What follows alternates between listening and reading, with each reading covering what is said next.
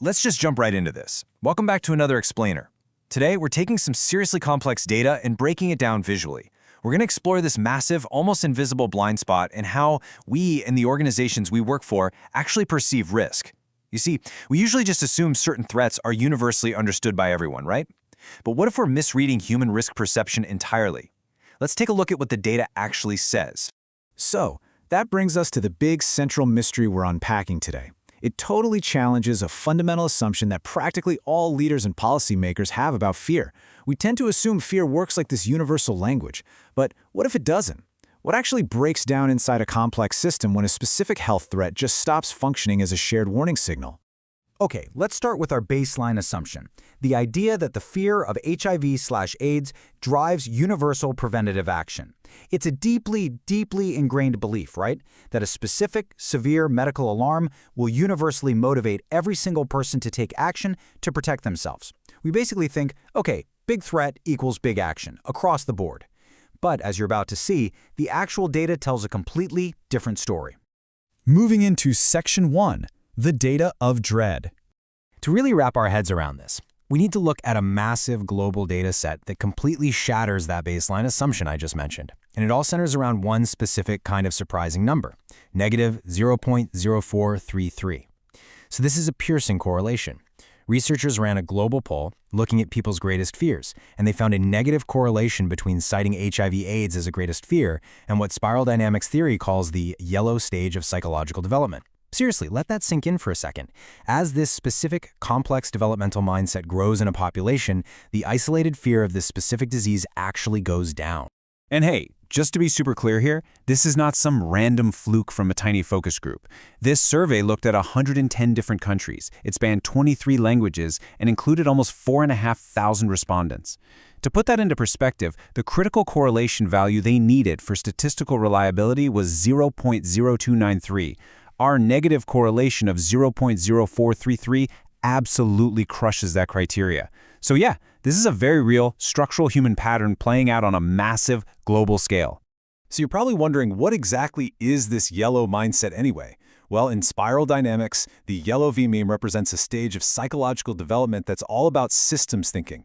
People operating at this level, they look at the world as this giant, complex, interconnected web.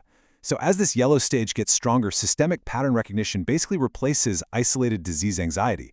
It's not that they're ignoring the health threat, not at all. It's just that specific isolated health fears lose their value as standalone risk signals. Why? Because these folks are looking at the overall systemic resilience of the whole picture, instead of just panicking over one isolated alarm bell. Which brings us to Section 2, the prevention fracture. Think about what happens when you remove a specific health fear signal from a complex human system, especially one where not everyone is operating at that big picture yellow systems thinking level. Well, different psychological value systems are going to interpret that exact same missing signal in wildly different ways. For example, the order-driven blue mindset. They see the removal of that fear as a total loss of moral vigilance and clear procedural boundaries. Then you have the community-focused green mindset. They perceive it as a heartbreaking loss of compassionate urgency for vulnerable at-risk groups.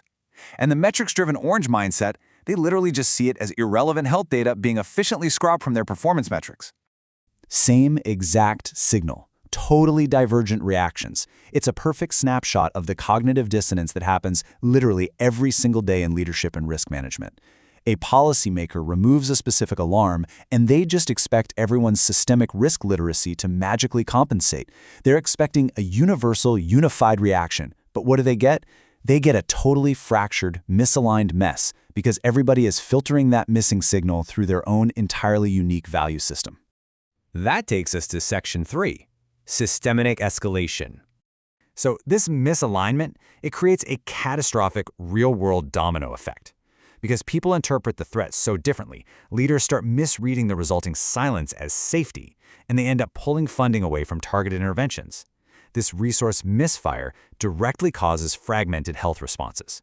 You literally end up with different departments, or even different demographics, fighting completely different wars. And ultimately, the social fabric just tears.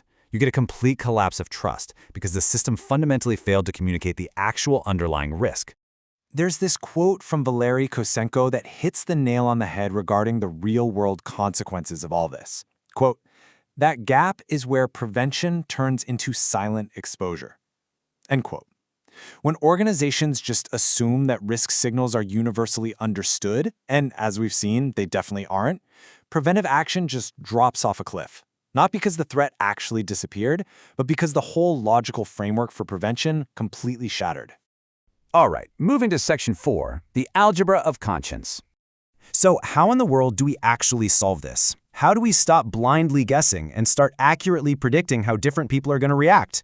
Well, we use what's essentially a literal interface for human complexity called the dynamic programming model, or DPM for short. By mapping out the current psychological profile of a group, breaking down all those different spiral dynamics colors like purple, red, blue, and orange, and then pairing it with specific management actions, this system can actually calculate predicted future states. It literally takes messy human motivations, fears, and trust levels, and turns the whole shebang into a solvable mathematical equation. How cool is that? But here's the catch. To get those accurate predictions, you can't just blast out some basic survey to your team. You have to capture what the model calls the 5 layers of sensing. Most organizations, they only ever look at the very top layer, the red layer. That's just behaviors and visible actions, like, did you show up today? Did you hit your quota? But you absolutely have to dig deeper. You need to measure the yellow layer, which is all about motivation and values. Then the green layer, how people are relating to leadership and their teams. The orange layer, internal psychology and burnout. And finally, the purple layer, demographics and structural barriers. You need all 5 of these layers working together to catch those invisible signals long before they blow up into crises. And the thing pulling all those layers together? A massive matrix of 13,000 global correlations, all integrated into one predictive system. This, right here, is the brain of the operation. It's what lets the system look at a single action, trace it all the way through those different value systems we talked about, and accurately anticipate tertiary butterfly effects. I'm talking about the stuff you'd normally never see coming, like a sudden weird spike in ageism, or a total out-of-nowhere collapse of trust and leadership. The absolute most crucial takeaway here is this contrast. On the left, you have the old, dangerous method. It assumes a universal baseline. It assumes that if you remove the fear of a specific disease, everyone's just going to logically adapt in the exact same way. And we know for a fact that fails. On the right is the new adaptive protocol, which calculates the exact algebra of conscience. By using multidimensional modeling, you can actually predict how a single action is going to filter through all those different mindsets. And that is how you keep an organization stable. Which brings us full circle, right back to our opening provocation. What breaks when specific health threats stop being universal prevention signals? Well, the answer is, pretty much everything breaks if you don't understand the hidden wiring of the people you're trying to protect. So the next time you're communicating a risk or rolling out a change in policy, ask yourself, are you speaking a universal language that doesn't actually exist? Or are you calculating the true algebra of your team's conscience? Thank you so much for exploring this explainer with me today, and I really encourage you to take a hard look at your own organizational blind spots.